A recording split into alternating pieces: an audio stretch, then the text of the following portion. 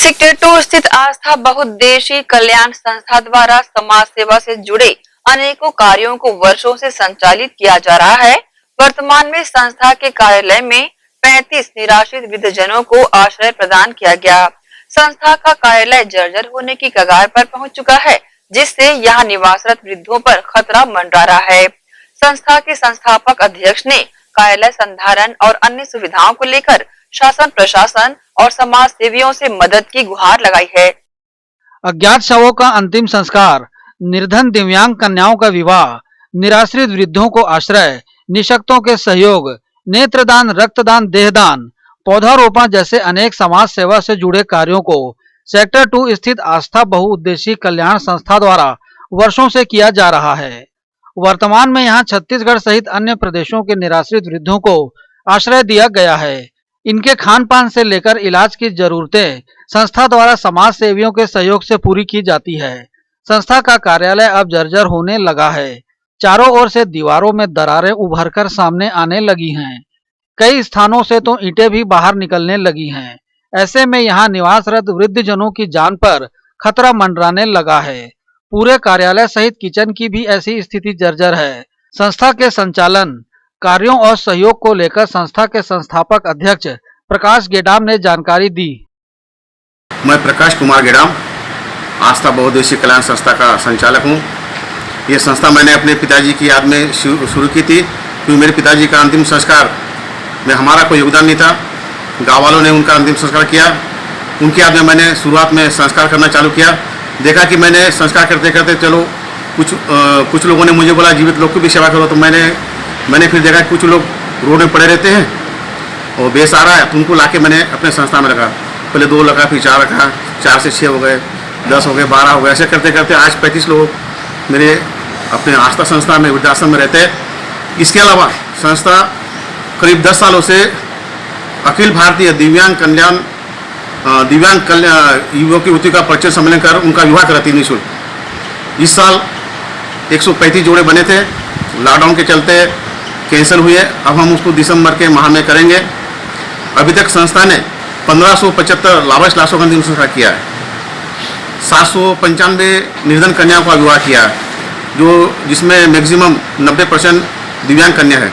हमारे आश्रम में 35 बेसहारा वृद्ध रहते हैं।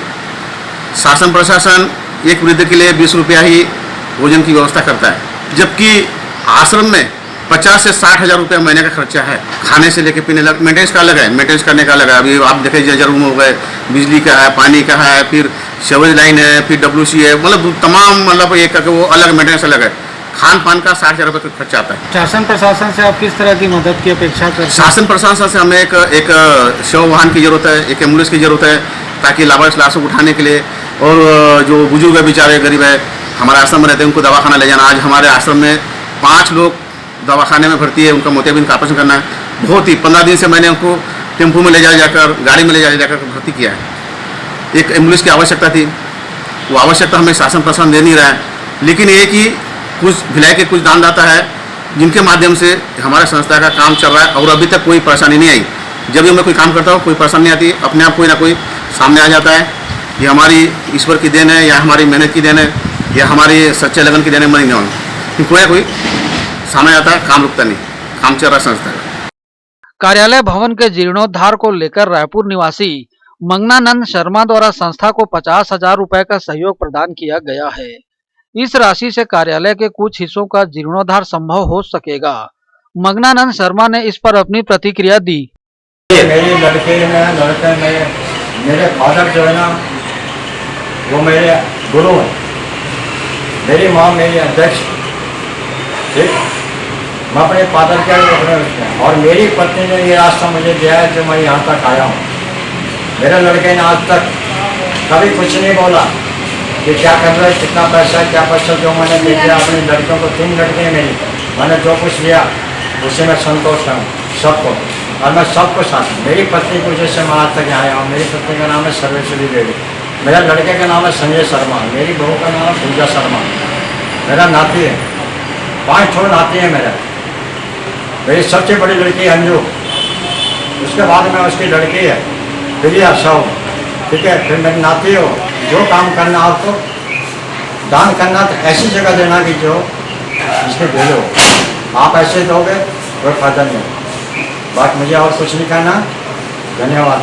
अभी तो मैं एक बार आया हूँ, अभी हो सकता है कि मैं दोबारा भी आऊँ। उन्होंने आश्रम निर्माण के लिए आश्रम की दोनों कमरों की सीट किचन की जर्जर हो गई है।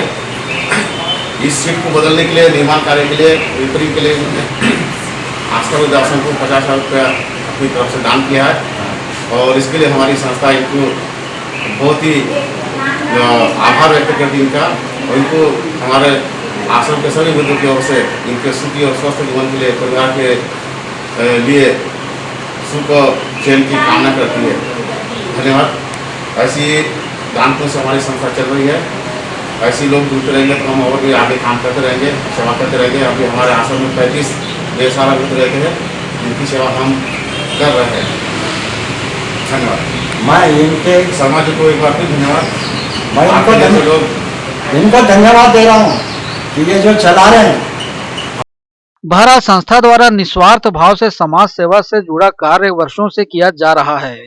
लोगों की मदद करने को लेकर इन्हें समाज सेवियों से समय समय पर सहायता भी प्राप्त होती है। सेवा कार्य को देखते हुए संस्था को अनेकों पुरस्कार भी प्राप्त हो चुके हैं। वर्तमान में इनकी प्रमुख समस्या जर्जर भवन के जीर्णोद्धार सहित बुजुर्गों के इलाज की है, जो दानदाताओं की मदद से ही संभव हो सकेगा। ग्रैंड एशियन न्यूज के लिए संजय दुबे।